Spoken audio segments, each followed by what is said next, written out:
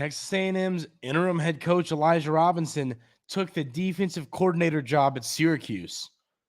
This is bad. You are Locked On Aggies, your daily podcast on the Texas A&M Aggies. Part of the Locked On Podcast Network, your team every day.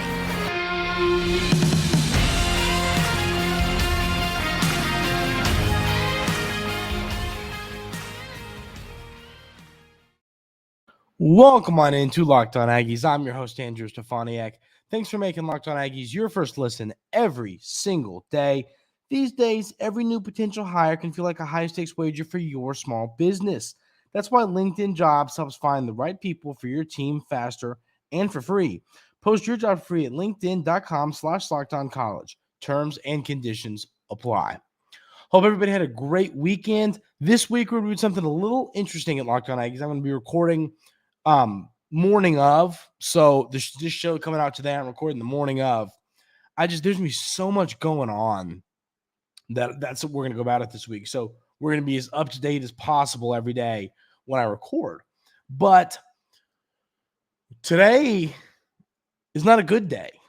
I'll be honest with you. And, maybe everybody can kind of calm me down in my opinions, but I want to quickly say Elijah Robinson heading to Syracuse to be the defensive coordinator is extremely concerning to me.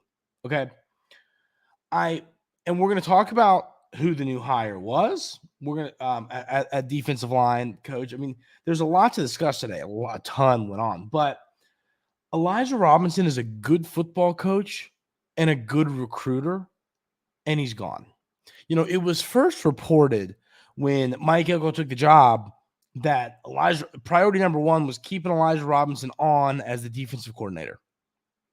So I'm honest with you, I kind of thought that was a done deal. And maybe it was until, Fran Brown calls the new coach at Syracuse, who was the DB's coach at Georgia, and says, hey, Elijah, come with me. Let's do this up here at Syracuse. Elijah Robinson went. One thing I do find interesting, and maybe this isn't even a talking point, but, Elijah Robinson, Mike Elko is a defensive mind. We all know that. He's a defensive mind for a very long time. So Elijah Robinson kind of wouldn't have had, all the input in on that defense, even as the defensive coordinator, had he stuck around, because it's Mike Elko's team. It's his defense. So then I thought to myself, I forgot. In the moment, I had forgotten that they had hired Syracuse had hired Fran Brown. So I said, "Oh, he must be going over there to be the DC. They have an offensive-minded coach, and he wants his own defense." And then I remembered, I'm like, "Well, Fran Brown is a defensive guy. He coached secondary at Georgia." So, Elijah Robinson, it didn't even really leave to be like, and obviously Fran Brown, I think that Elijah Robinson, there'll be a lot more back and forth with Fran Brown than there would have been with Mike Elko, just knowing how long Mike Elko has been a defensive coordinator and stuff like that. But it's interesting to me, and good for Elijah Robinson, good for Coach Robinson. I'll tell you, incredible person, incredible coach. All you can say is thank you, Coach. We appreciate your time here. Really, we're going to miss you. We're rooting for you. But, ladies and gentlemen, I think this is bad. And I'll tell you why. I talked about how I thought the glue that would keep this Texas A&M roster together after getting rid of Coach Fisher was going to be Elijah Robinson. Everybody was in Coach Robinson's corner. Everybody loves him. Recruits loved him. The current players loved him. Everybody loved Elijah Robinson. And, he moves on to Syracuse. And I talked about the most important thing about right now was going to be keeping this roster and keeping this recruiting class together. Okay? Coach Elijah Robinson moves on to Syracuse, and what immediately happens? You lose a talented recruit in Gabriel Relaford, and Walter Nolen enters the transfer portal. So we'll talk about those two things in a minute. But That's why I say this is a problem. I think this is a serious problem because, if this roster flips big time, if this roster flips bad, you're in trouble. I really think you're in trouble. It's just, you can't, it's going to be hard to succeed right now with Mike Elko, which I've discussed last week on the show, and I've discussed it a ton since I've taken over Locked On Aggies, but that the 2024 schedule is so manageable, which is why it'd be extremely disappointing if you really didn't have a roster good enough to compete to maybe make your way into a 12-team playoff in year one. And I know, like I said, I know people that are going to say that's crazy, and that's fine, but if you had a good enough roster with how easy Texas A&M's schedule is, when you look at home games compared to road games, it's an easy schedule, in my opinion, truly. Your most difficult, challenging games are at home. So, I kind of look at that and I say, I really hope Coach Elko can find a way to make this roster at least, good, because with the 12-team playoff, we talked about it, a 2-loss team can make it in the playoff. And when you run through this schedule with all the challenging games in Kyle Field really next year, there's a world where that happens. And once again, I'm not saying that based on, I get the people are going to say, well, A&M hasn't won anything, yada, yada. I'm not arguing they're going to win the SEC. I'm not arguing any of that. I'm arguing saying with a 12-team playoff, with their schedule, I think they could sneak in to the back end of it. And losing Coach Robinson and losing Gabriel Relaford to Walter Nolen, many more to come, I assume today, I assume throughout the week, hurts. Walter Nolen's a really good football player that's going to go make somebody very, very, very happy somewhere. Curious to see where he goes. Best of luck to Walter Nolen. I get it. I get him wanting to leave. His coach left, and people are upset about that. I get it. I'm not upset with them. And if I was him, I when you're Walter Nolen, I'd go to a Bama or Georgia, and I get it. I get why he made the decision, but it stinks because he is such a good football player.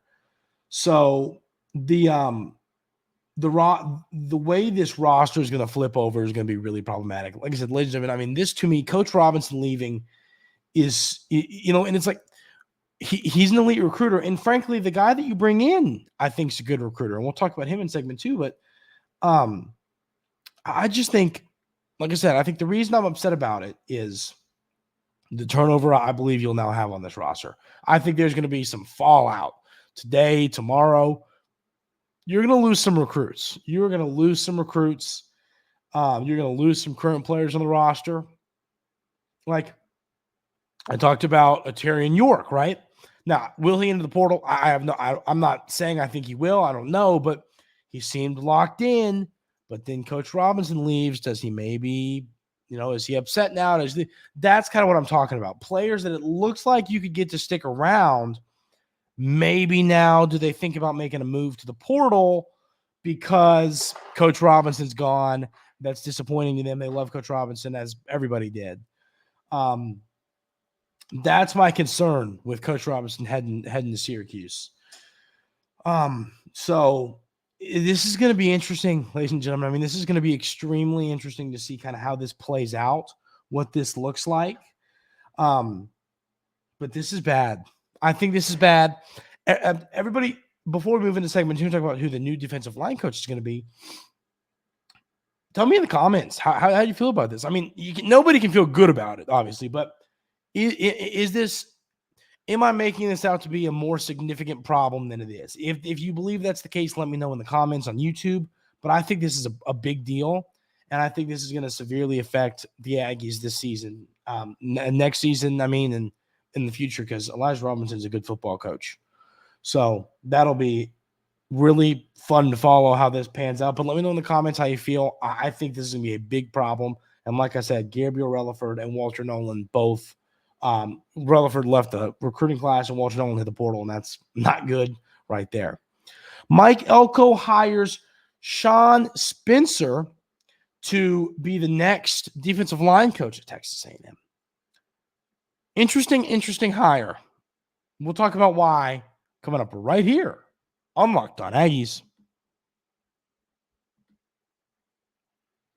But first, I got to tell you about our wonderful friends over at LinkedIn Jobs. When you're hiring for your small business, you want to have as many top-tier candidates as possible to interview.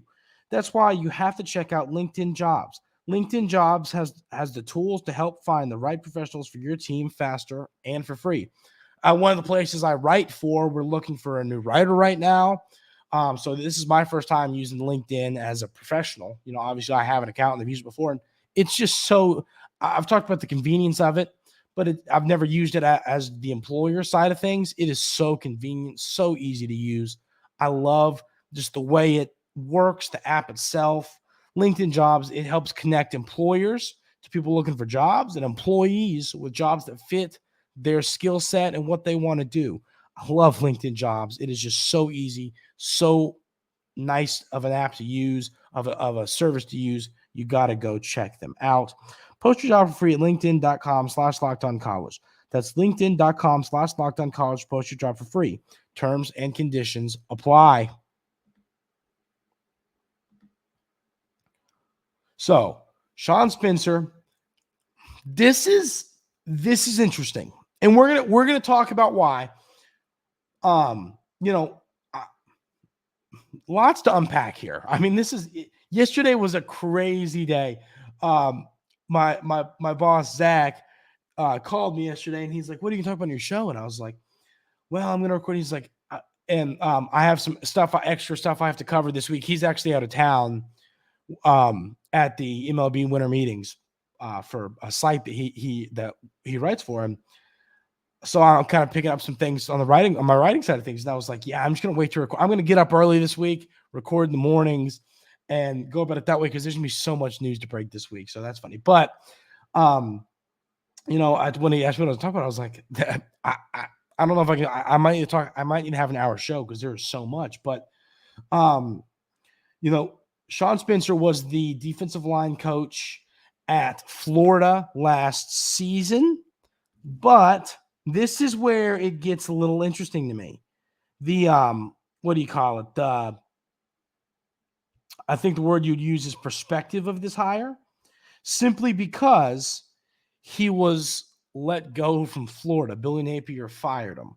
So he was the co-defensive coordinator and defensive line coach at Florida. Let's read through Sean Spencer's coaching history. He actually coached with Mike Elko, interestingly enough, at one point. So he was at Massachusetts defensive line 2001, 2003, Holy Cross 2004, Villanova 2005, Hofstra 2006, and I believe, I need to double check. Correct me if I'm wrong in the comments, but I believe that stop was where he was with Mike Elko. Correct me if I'm wrong on that. I'll double check. 2007, 2008, he was back at Massachusetts. 2009, 2010, he was at Bowling Green. 2011, 2013, he was at Vandy. 2014, 17, he was at Penn State as defensive line coach. 18 and 19, he was the associate head coach, run game coordinator, and defensive line coach at Penn State. He was defensive line coach with the New York Giants from 2020, 2021. And then he was at Florida 2022 until he was let go. He was the co-defensive coordinator and the defensive line coach. So he's a coach that's been around for a long time. Listen to, I think, the positive. So these are the NFL players coached by Coach Spencer: Jervin Dexter Sr., Shaka Toney, Odafe Owe, Yatira Gross-Matos, Rob Windsor, Sharif Miller, Kevin Givens, Austin Johnson, Stephen Weatherly, Carl Nassib, Anthony Zettel, Chris Jones, and Tim Fugger. And then NFL coaches, NFL players that he coached, and this would be when he was with the Giants. And this is, Leonard Williams, Dalvin Tomlinson, B.J. Hill, Dexter Lawrence, Danny Shelton. Those are some talented players listed there. This is the list that kind of gets me excited.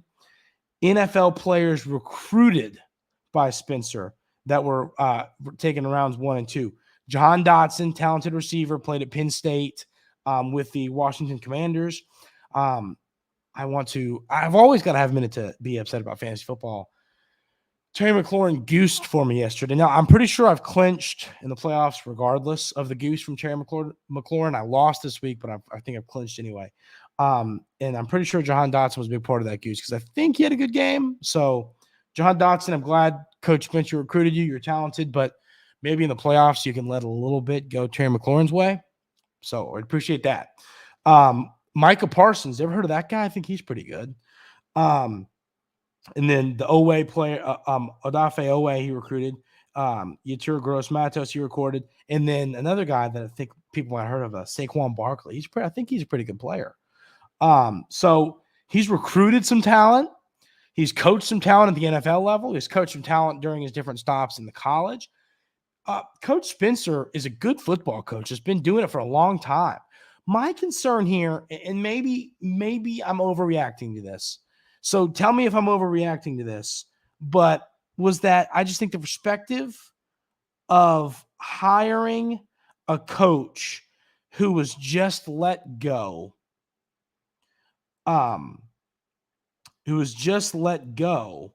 by Florida. I just think there's a perspective. He was fired. It was like 5 days ago. I just believe there's a perspective there that's a little weird to me. And one thing I say is, and I think now I'll tell you this. I think that Billy Napier was Coach Spencer kind of maybe was he a bit of a scapegoat? I don't know. Billy Napier, did he have to kind of make a move to perspective wise for his side of things? Could that be part of it? But Coach Spencer, he's like I said, he's recruited players.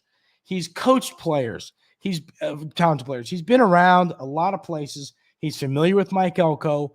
I'm happy with this hire. I am. I think that you could argue perspective-wise, there's a few things that aren't to love, but at the end of the day, I'm happy with this hire. Not upset about it one bit. I think he's going to come in and he's going to recruit. I think that losing Coach Robinson on the recruiting trail hurts, but you bring in a guy who, once again, is a great recruiter. I think Coach Spencer is going to recruit. So, and then I'll throw this at you. Like, here's a great example. The transfer portal is a two-way road. You lose a Walter Nolen, right? Well, here's a Chris McClellan coached. He entered the portal, coached by Sean Spencer at Florida, recruited by him, talented football player. Will he come and come with? And I'm pretty sure he's recruited them. I didn't look that up, but I know he coached them, so I'm not 100% sure he recruited them. I can double check that, but I know he was coached by Coach Spencer, and that's what I'm saying. Like, could he follow Coach Spencer to Texas A&M? That's what I'm kind of getting at. The portal's a two-way road. Losing a Walter Nolen hurts, and it hurts really, really bad. But if you could bring in a talented player like Chris McClellan, who has a bunch of a handful of eligibility left, could that help you out? So, it's an interesting day, ladies and gentlemen. Losing Coach Robinson hurts. Losing Walter Nolen hurts bad. But I think Coach Spencer is a good hire. I do. I think that you could, like I said, you could argue perspective-wise that it's weird to hire a coach who just got let go, but I believe in his coaching history. I believe in the players he's coached at the NFL level, the college level. I believe in the players he's recruited. I believe in everything he's done as a coach. So I don't have too many concerns about Coach Spencer. I think that he will recruit. I think that he's going to be a great football coach. I think he's going to, help a guy that's been a lot of places, been a lot of conferences. He's going to be able to talk with Coach Elko and discuss play call, defensive play calls, defensive schemes. I just think he's a football mind that knows Coach Elko, and I think this is going to work out. So everybody, let me know. Obviously, losing Coach Robinson hurts, but let me know in the comments y'all's thoughts on Coach Spencer. Good hire. Give me a grade. A, B, C, D, E, F. Well, not E. A, B, C, D, F. I've been in school for too long now, but give me a grade on this and let me know how we feel about the hiring of Coach Spencer. The Aggies are playing in the Texas Bowl against the Oklahoma State Cowboys. This is a fun matchup. I'm looking forward to it. It's going to be a game I'm looking forward to seeing play out. So we're going to talk about that ball game, what that means, and some storylines to follow coming up right here on Locked On Aggies. But first, I got to tell you about our wonderful friends over at FanDuel. As the weather gets colder, the NFL offers stay hot on FanDuel. Right now, new customers get $150 in bonus bets with any winning $5 moneyline bet. That's $150 if your team wins. If you've been thinking about joining FanDuel, there's no better time to get in on the action. The app is easy to use, wide range of betting options, including spreads, player props, over-unders, and more.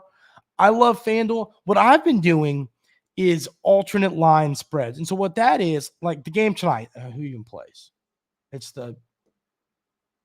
I know it's the Trevor Lawrence and the Jags, but who do they play? I don't remember who they play. But you can take Travis Etienne, and you can take Evan Ingram, and normally their line would be set at like Travis Etienne's rushing yard line would be set at like 72, right?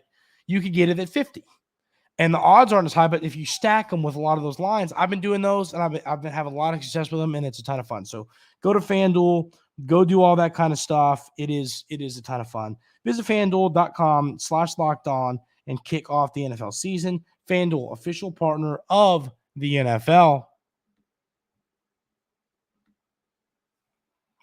So before we call it a day here on Monday's episode of Locked On Aggies, I want to talk a little bit about the bowl game. What does it mean? Not a ton, but it's something to look forward to. The Aggies will play Oklahoma State in the Texas Bowl, like I said, on December 27th. This is an Oklahoma State team that just got the brakes beat off them by the Texas Longhorns in the Big 12 championship. So, they're upset, obviously. Now, and you can't say, well, what's their motivation? It's not like they were playing for a playoff berth or anything. So, speaking of playoff berth, what about that? That was crazy. That was the craziest thing ever. But, Oklahoma State is a good football team, 9-4 after the loss in the Big 12 championship. This is an opportunity. To me, I think the opportunity here is for a player like Jaylen Henderson. Obviously, Max Johnson's gone. He's moved on. He is going to be playing at North Carolina. Good for him. I think it's a good spot for Max to end up. I think he can succeed there, throw for a lot of yards there. Maybe, I know he's an older guy, maybe sneak on to an NFL roster, maybe get drafted late after a good year at North Carolina. So we're all rooting for Max. No hard feelings for him heading out. But Jaylen Henderson, this is his opportunity to be the backup quarterback behind Connor Wigman next season. You've got Marcel Reed. I had a commenter the other day say, which is bold, and I like it, and that's fine. I'm not, but that they think Marcel Reed might start next year. And while I don't agree there, I love the boldness, and I think Marcel Reed's a good football player too. So this is an opportunity for Jaylen Henderson, assuming he does get the nod. I don't know why. That's as of right now. I assume Jaylen Henderson will get the nod. If that changes, we'll discuss. I think it would be cool if you gave each of them a half. If you gave Henderson a half and Marcel Reed a half. I don't think they'll do that, but it'd be cool. So as of right now, I assume Henderson will be out there, and this is an opportunity for him to say, hey, I want to be the backup next season. I want to be the guy next year behind Connor Wigman with Texas A&M's long history of starting quarterbacks getting hurt. You'll probably see him at some point unless we can get a more improved offensive line. But I think that is really what to pay attention to here is what does Jaylen Henderson do? That's going to be really interesting to me. And it'll be interesting, who plays in this game, who sits out, who goes to the Senior Bowl, who moves on, all that. And that's all still to come. That's all stuff we're not going to know until we get closer to the 27th. We're still 23 days away from this bowl game. So there's a lot that's going to change by then. People are going to leave. People are going to come in. Obviously, people that come in can't play, but you get what I'm saying. So this is a fun bowl matchup in the state of Texas.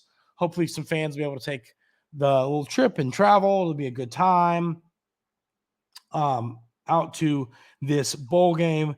Should be an interesting game. I'm really looking forward to it, frankly. I'm looking forward to seeing who how the Aggies play. Do they show up? Do they play well? I mean, this is a good way, like I say, go win this game, get a little momentum. Go win this game heading into next year. People are excited, get some momentum going. I'm looking forward to watching this football game. And obviously, we'll break it down and discuss it more when we get closer to the game, the week of the game. But right now, there's a lot more big picture stuff to discuss. But that's a football game I'm looking forward to. So, everybody in the comments, let me know, how do we feel about Coach Robinson heading to Syracuse? How do we feel about bringing in Coach Sean Spencer to coach the defensive line? How do we feel about those two things? Let me know in the YouTube comments. That is going to do it for today's episode of Locked On Aggies. One thing I do want to say is with me recording the morning of this week, those of you that normally I put the show up on Spotify, on podcast platforms at 4, it's going to go up at, when I get done recording. So between 7 and 8 every day. So just know that if you're an early riser, the show will be up. But just with all the news breaking this week, this just makes the most sense to get the most up-to-date content out for everybody. So that is going to do it for today's episode of Locked On Aggies. Hope everybody has a great Monday, as great as a Monday as it can be. And we will see you tomorrow.